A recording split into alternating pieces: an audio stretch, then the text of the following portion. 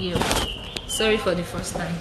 Good afternoon, everyone, and you are welcome to today's episode of House of Becca Health Talks.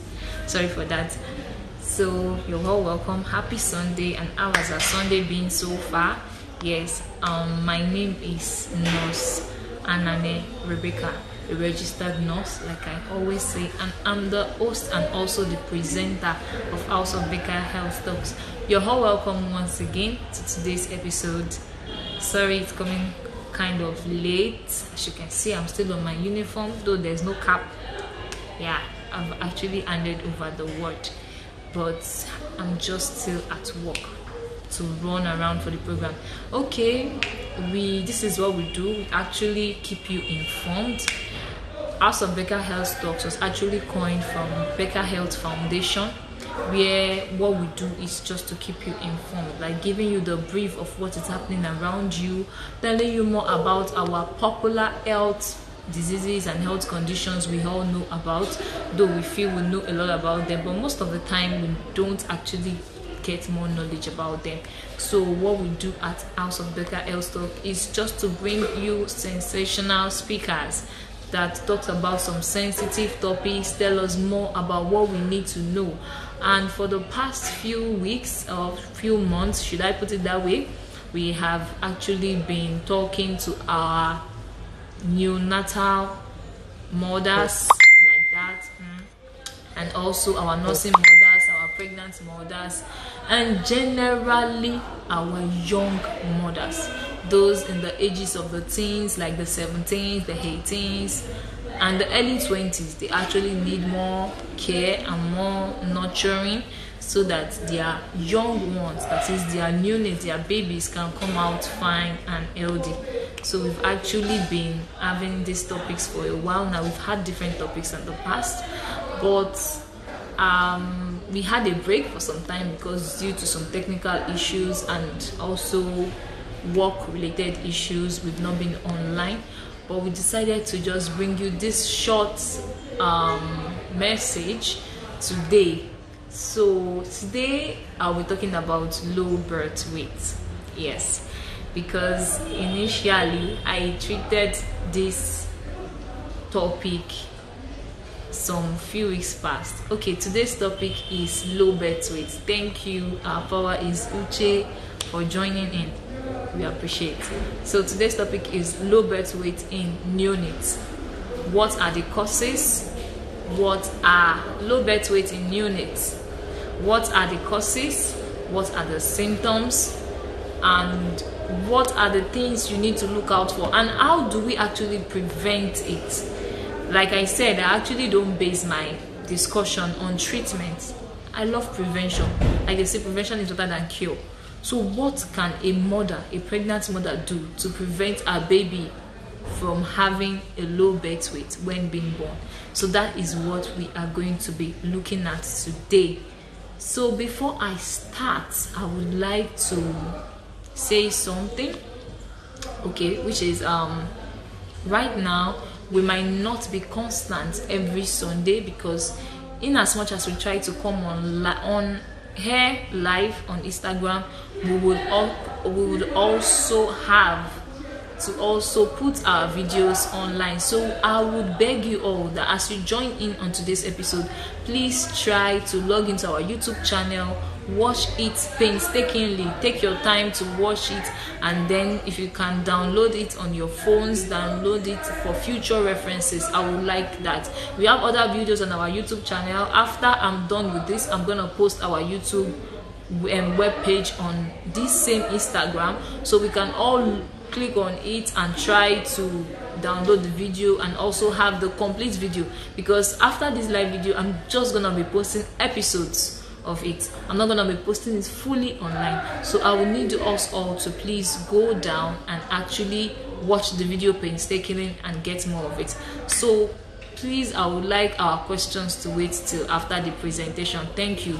Your answers to your questions will come in as the presentation comes in. So good afternoon once again. I'm Nurse Anane Rebecca and your host and presenter of House of Becca Health Talks. You're welcome. Now, going to the main topic of today, because like I said, I'm not going to take much of our time to save us our data. So today's topic is based on low birth weight in units. Now I'm going to define the key terms: low birth weight and units.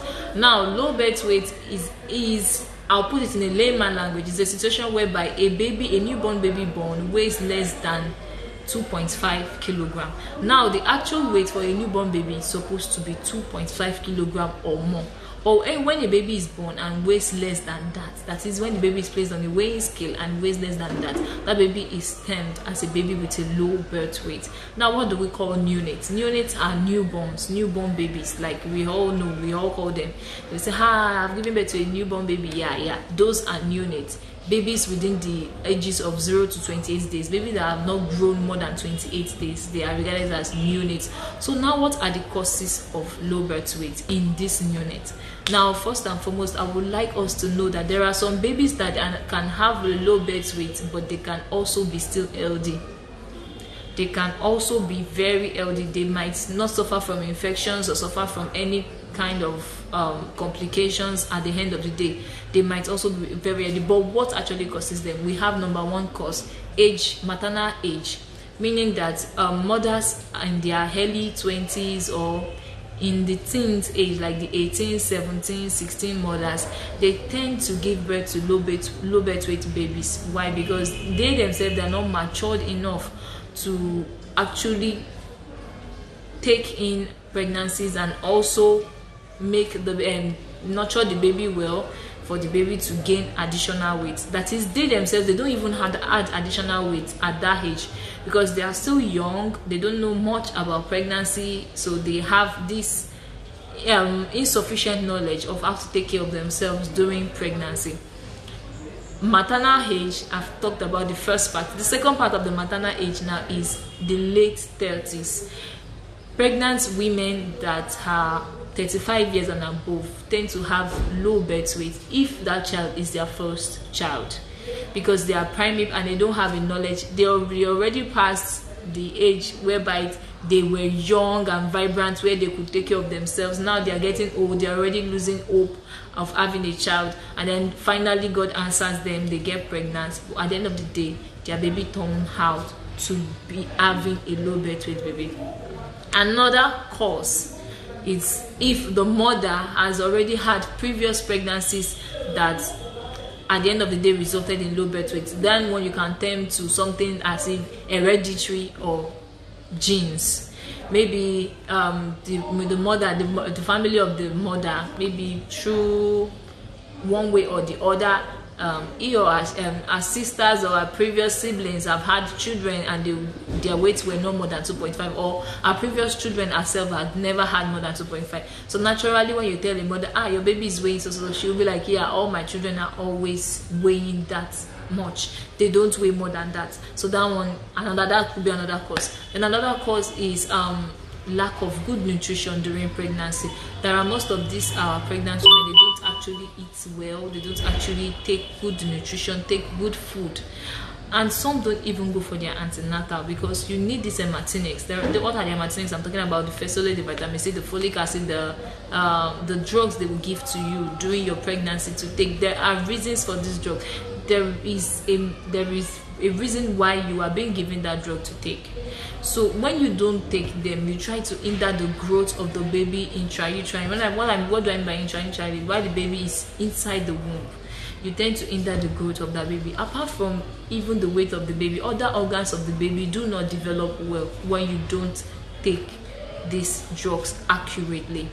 Now there's a scenario whereby a baby is born and then the organs are outside the body of the baby. All this occur right from the womb, right from the pregnancy period, when the mother is not actually being careful enough to watch what he or she takes. Now another cause is smoking and drinking. There are some mothers that when they are pregnant, they use their opportunity to smoke, they drink, or should I say they are smokers even before they got pregnant.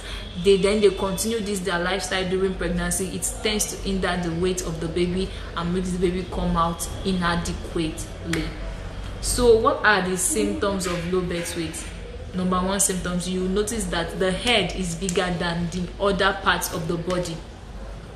the head of the baby is always bigger than another part of the body. The body will look so small, as if the baby is suffering from kwashiorkor.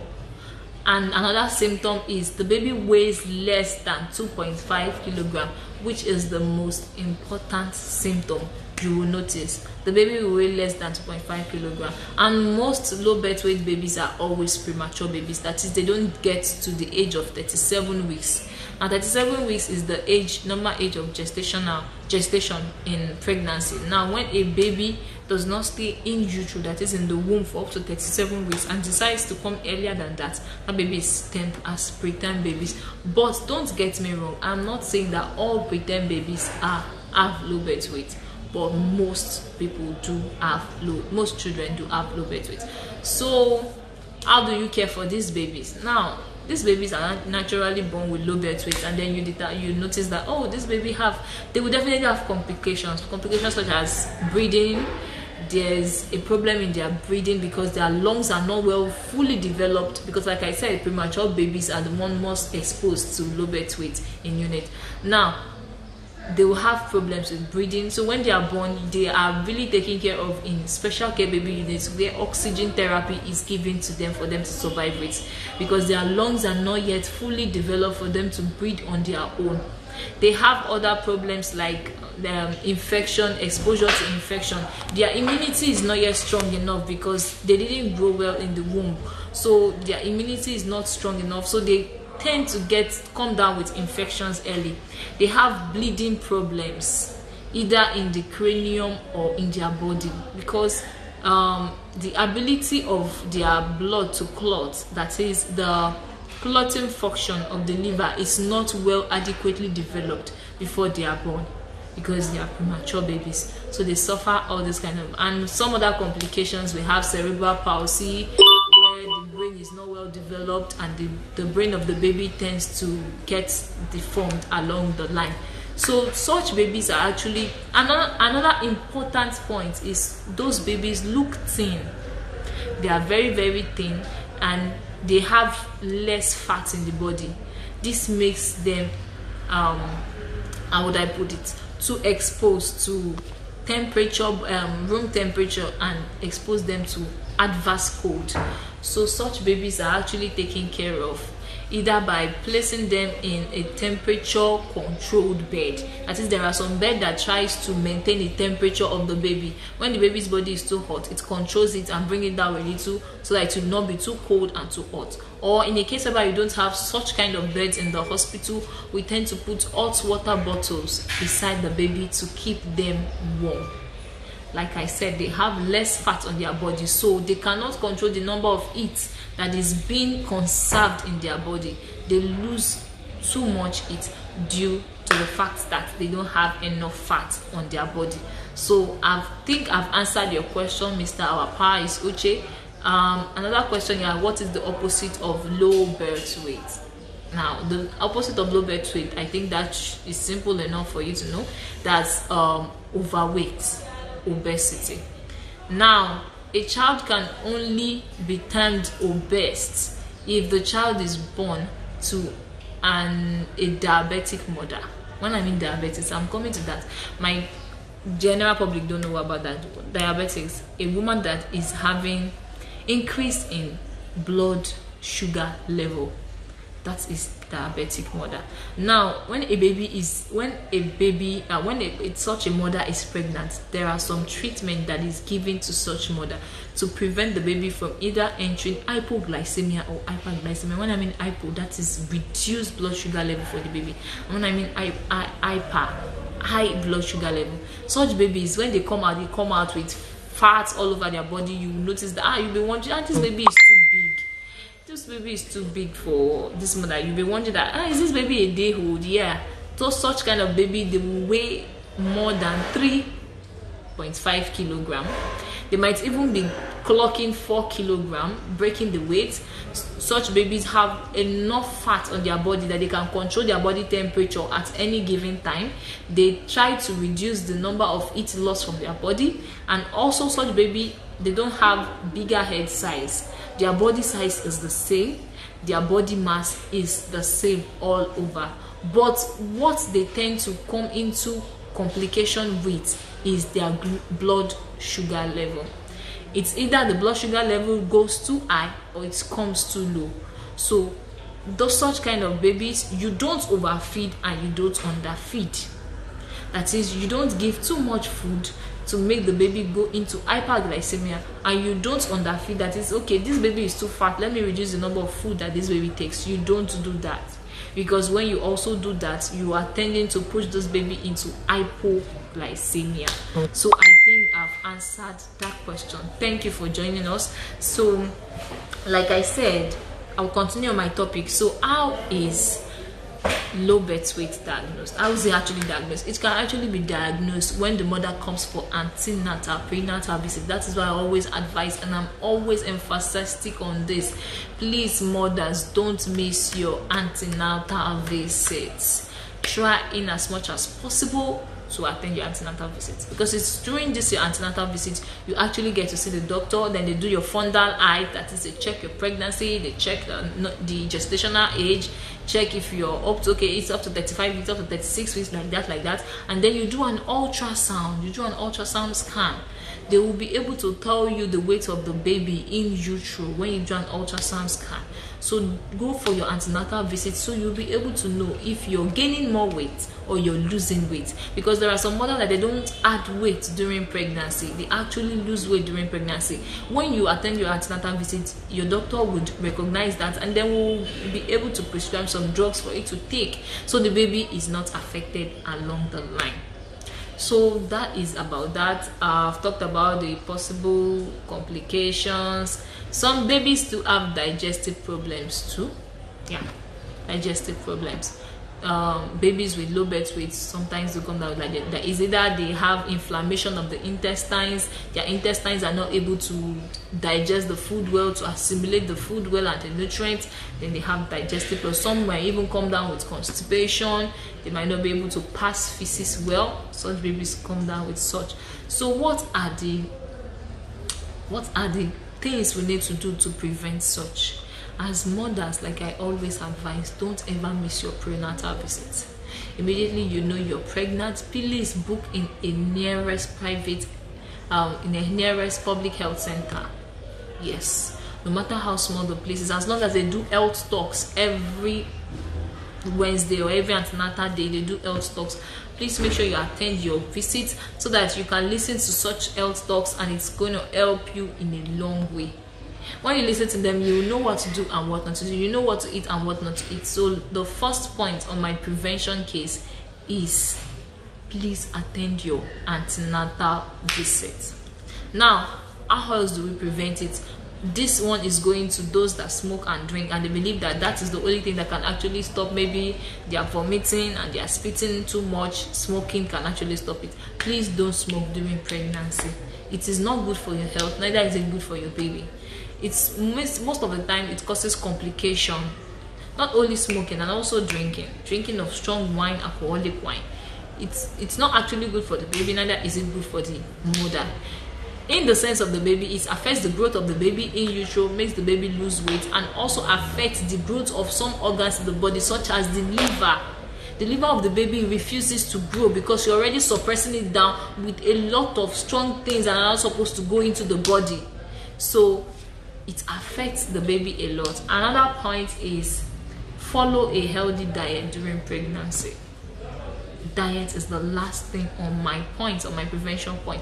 Follow a healthy diet. And if you know, please, if you know you are 18 and you're pregnant, maybe you're 16, 17, 18 and you're pregnant, you know that's your first pregnancy, please try to go for antenatal visits. There they will tell you what to do and what not to do. They will tell you what to eat and what not to eat, because most of us think we going to the antenatal visit is just like wasting of money.